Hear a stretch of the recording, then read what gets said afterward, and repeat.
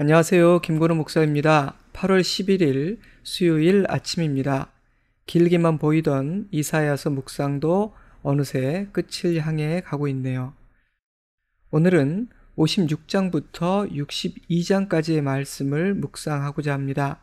56장은 나의 구원이 가까이 왔고 나의 공의가 곧 나타날 것이니 안식일을 더럽히지 말고 손을 금하여 악을 행하지 말라는 강력한 하나님의 선포로 시작됩니다. 그런 다음 하나님의 구원, 하나님의 나라가 이방인들에게도 열려 있다고 말씀하시죠. 이사야서는 여호와의 종을 통해 이루어지는 구원의 대상이 아브라함의 자손 이스라엘뿐 아니라 여호와를 경외하는 모든 사람에게까지 확장될 것임을 수차례 암시한 바 있습니다. 56장에서 그들은 여호와께 연합한 이방인이라고 불리는데요. 이스라엘이 가장 멸시했던 이방인들과 고자들까지도 여호와의 백성이 될 것이라고 선포하십니다. 하나님은 그들에게 자신에 대해 비관하거나 스스로를 멸시하지 말라고 말씀하십니다. 세상 모든 사람들이 그들을 멸시한다 해도 하나님은 그들을 귀하게 여기시기 때문입니다. 56장 6절 또 여호와와 연합하여 그를 섬기며 여호와의 이름을 사랑하며 그의 종이 되며 안식일을 지켜 더럽히지 아니하며 나의 언약을 굳게 지키는 이방인마다 내가 나의 성산으로 인도하여 그들의 번제와 희생을 나의 제단에서 기꺼이 받게 되리니 이는 내 집은 만민이 기도하는 집이라 일컬음이 될 것임이라. 이스라엘은 하나님의 택하심을 받았다는 선민의식, 특권의식으로 가득한 혈연 공동체였습니다. 언약 안에서 은혜를 입은 신앙 공동체여야 했는데 배타적이고 편협한 혈연 공동체가 되어버린 것입니다. 때문에 그들은 이방인들을 저주받은 자로 여겼고 개처럼 취급했습니다. 그런 사고방식은 굳어지고 고착화되어 신약시대에는 극에 달하게 되죠. 그들이 믿고 섬기는 하나님의 품은 한없이 넓고 컸음에도 그들의 품은 한없이 좁고 작았으니 참으로 아이러니한 일입니다. 스스로 하나님과 가장 가까운 자라고 생각했던 그들은 실상은 주님과 가장 멀리 있는 자였습니다. 이어지는 58장과 59장은 그러한 이스라엘의 어리석음과 죄악을 적나라하게 드러냅니다. 하나님의 구원이 혈통적 이스라엘에 제한되었던 적은 없었습니다. 출애굽 때에는 허다한 잡족들이 함께하였고 율법을 주실 때에도 이방인들을 이스라엘로 여기는 배려를 담아주신 하나님이십니다. 성전이 완공되었을 때에도 마찬가지였죠. 그러한 하나님의 마음과 뜻은 예수님이 이 땅에 오심으로 드러났고 십자가의 복음으로 확증되었습니다.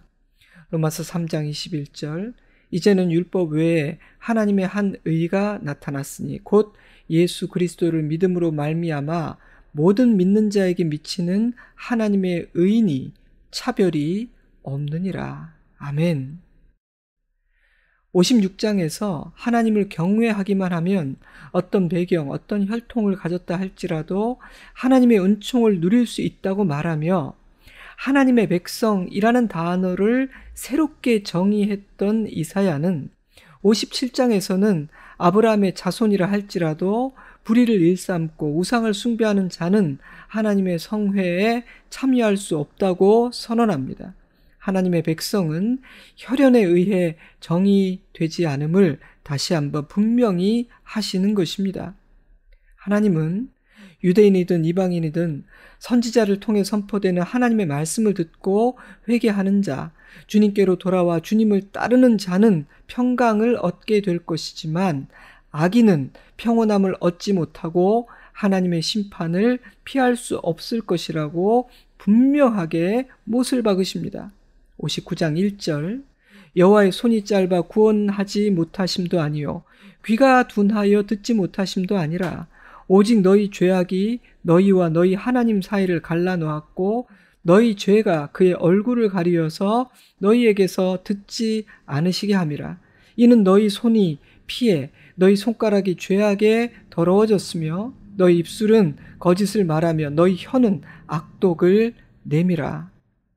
문제는 그들의 죄였습니다.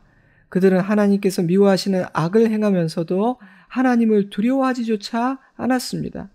하나님을 믿는 사람이 하나님을 두려워하지 않는다. 그래서 하나님께서 기뻐하지 않는 일을 하면서도 불편하지 않다. 두려움도 없다. 하나님을 믿지 않는 것이거나 그 심령이 돌처럼 딱딱하게 굳어져 버린 것입니다. 둘 중 어느 쪽이든 심각한 상태죠. 그런데 이스라엘이 그러하다는 것입니다. 이스라엘의 가장 심각한 문제는 하나님께서 기뻐하지 않으시는 언행을 일삼으면서도 금식을 하고 안식일도 지켰다는 사실입니다. 어울리지 않는 두 가지가 공존했던 것이죠.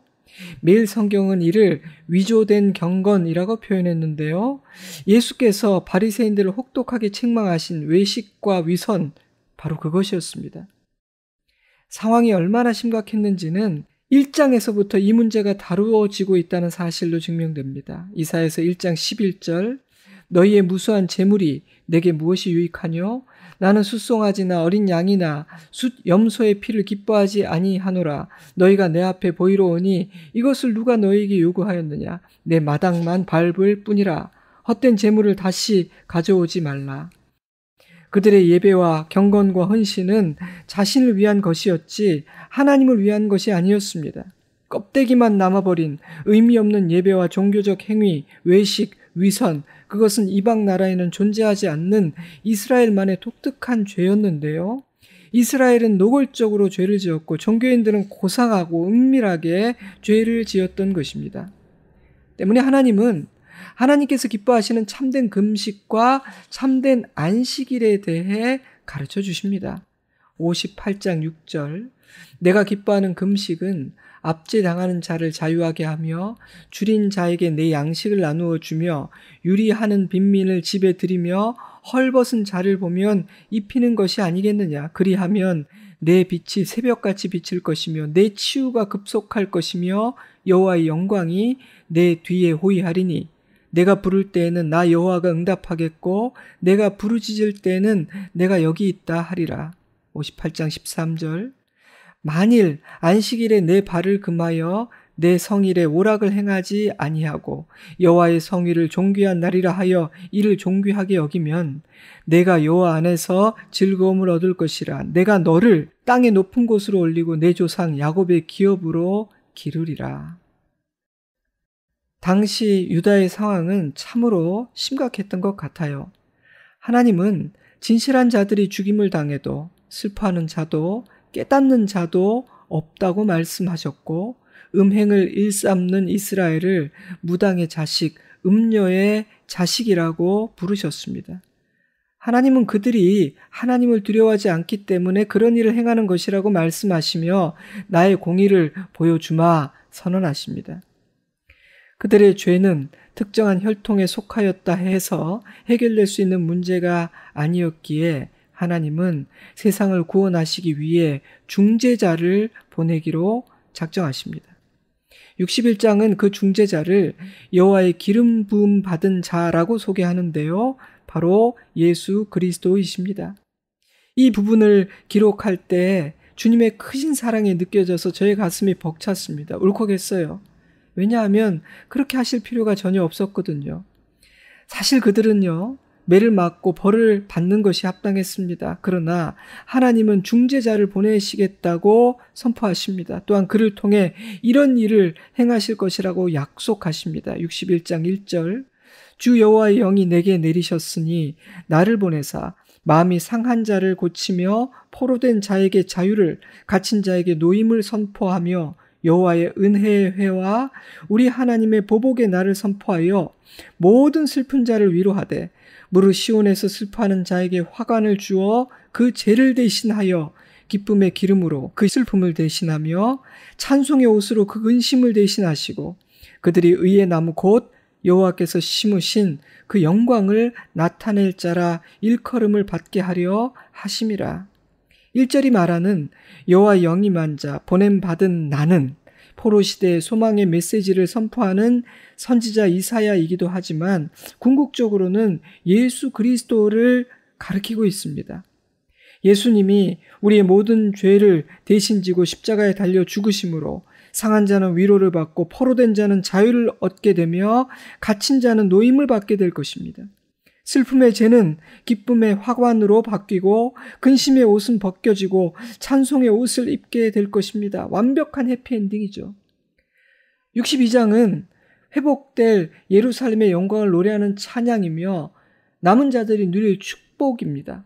62장 4절 다시는 너를 버림받은 자라 부르지 아니하며 다시는 내 땅을 황무지라 부르지 아니하고 오직 너를 헵시바라 하며 내 땅을 뷸라라 하리니 이는 여호와께서 너를 기뻐하실 것이며 내 땅이 결혼한 것처럼 될 것임이라. 사람들이 너를 일컬어 거룩한 백성이라 여호와께서 구속하신 자라 하겠고 또 너를 일컬어 찾은 바 된 자요 버림받지 아니한 성읍이라 하리라. 할렐루야.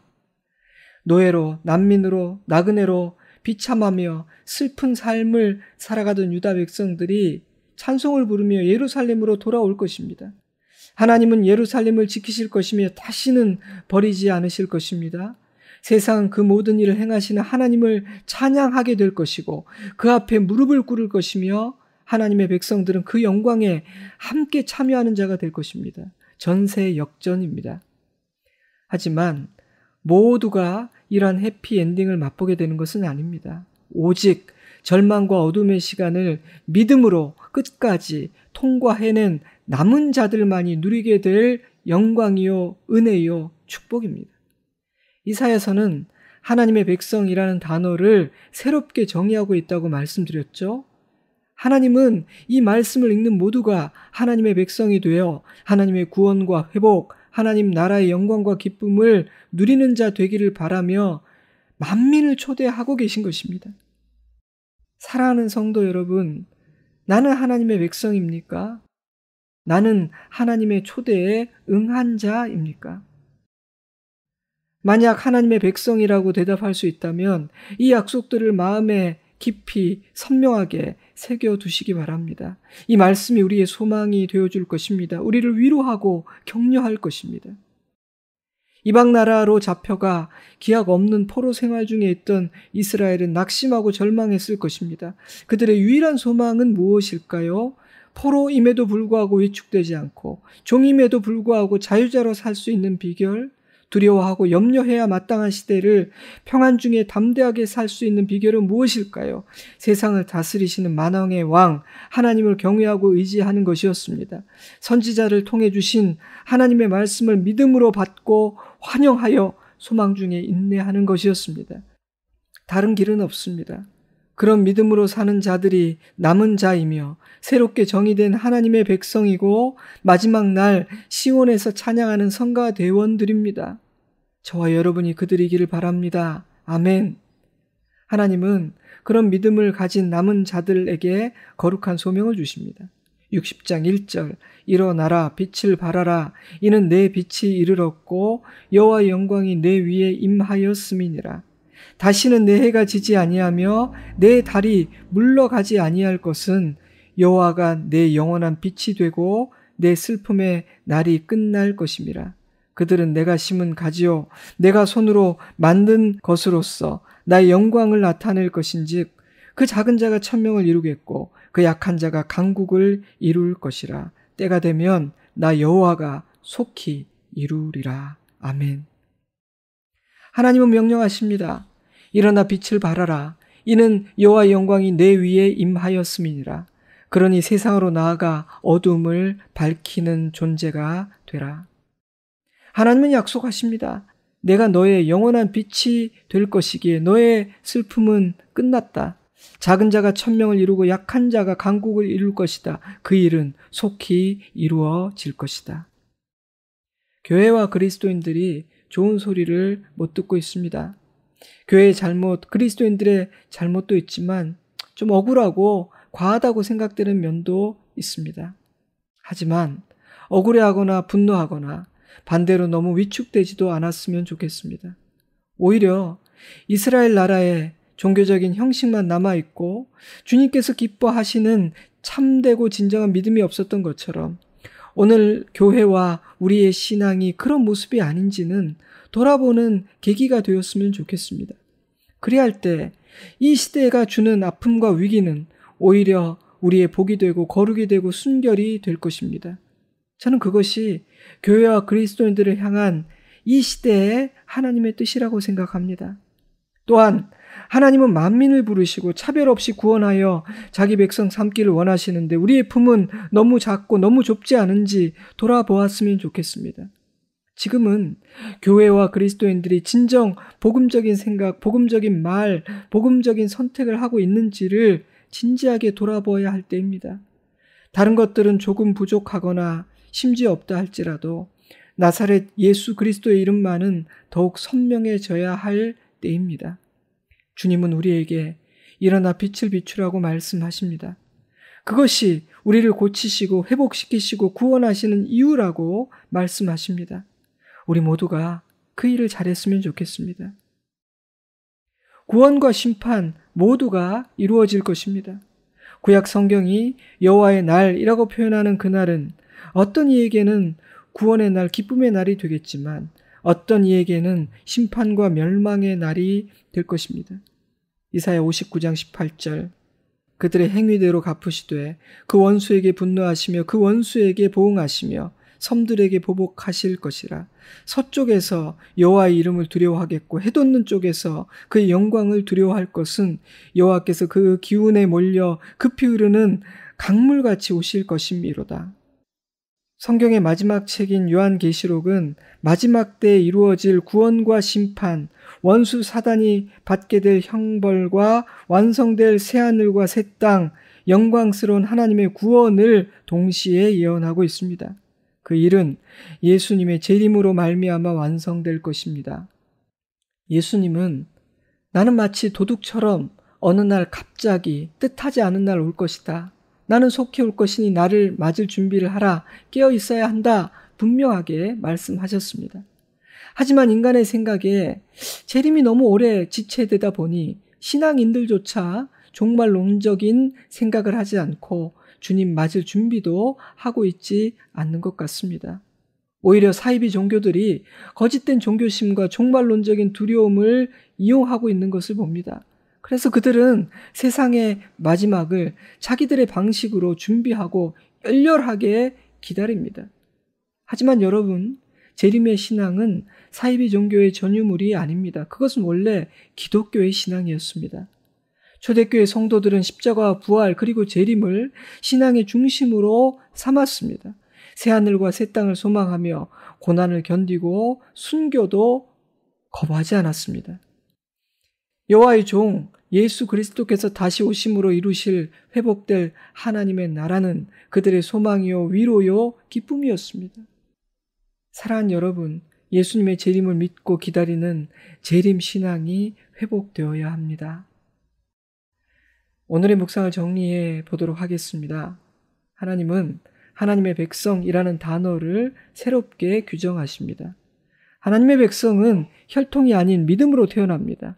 때문에 아무리 좋은 환경과 조건을 지녔다 할지라도 하나님을 경외하지 않고 악을 일삼으면 그분의 백성이 될 수 없습니다. 때문에 회개와 돌이킴이 강조됩니다. 하나님의 말씀을 듣고 반응하는 것이 중요하다고 말합니다. 그래서 남은 자라는 표현을 사용하십니다. 모두가 아니라는 뜻이죠. 선지자의 메시지를 모두가 귀 기울여 들었던 것은 아닙니다. 그러나 말씀에 반응하는 소수의 사람들이 있었어요. 59장 11절 우리가 곰같이 부르짖으며 비둘기같이 슬피 울며 구원을 바라나 우리에게서 멀도다. 이는 우리의 허물이 우리와 함께 있음이니라. 우리의 죄악을 우리가 아나이다. 이들은 자신이 마주한 고난의 현실을 불평하거나 남을 탓하지 않는 사람들입니다. 이들은 자신의 죄를 고백하며 회개하고 돌이킵니다. 이 고백은요, 60장, 61장, 62장이 선포하고 있는 영광스러운 회복과 구원을 기대하게 만듭니다. 죄에 대한 진실한 고백은 우리의 약점을 드러내는 것이 아니라 하나님의 은혜를 우리의 삶으로 이끌어오는 복된 통로가 되기 때문입니다. 아이러니하게도 우리는 선행과 의로운 행위로 의롭다 여기심을 받게 되는 것이 아닙니다. 만약 그것이 가능한 일이었다면 예수께서 대속의 제물로 오셔서 죽으실 이유는 없었을 것입니다. 우리는 우리의 죄인됨과 어리석음과 무능력함을 인정하고 주님의 의와 십자가의 의를 의지할 때에만 의롭다 여기심을 받을 수 있습니다. 바로 그들이 새롭게 정의된 하나님의 백성입니다. 그들이 남은 자입니다. 때문에 구원받은 하나님의 백성들은 감사하는 사람들입니다. 또한 소망을 노래하는 사람들이죠.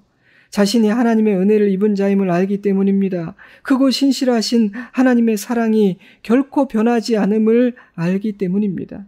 때문에 하나님의 백성들은 감사하는 백성들입니다. 그들의 언어는 감사입니다. 또한 그들은 소망을 노래합니다. 이 시간 오늘 주신 말씀을 곱씹으며 잠시 기도하는 시간을 가지면 좋겠습니다. 오늘 나에게 주시는 말씀은 무엇입니까? 하나님께서 무엇을 도전하고 계십니까? 어떤 위로를 주십니까? 잠시 주님의 음성에 반응하는 시간을 가졌으면 좋겠습니다. 잠시 기도하시길 바랍니다. 저는 주일에 뵙겠습니다. 사랑합니다. 축복합니다. 평안하세요. 승리하십시오. 샬롬.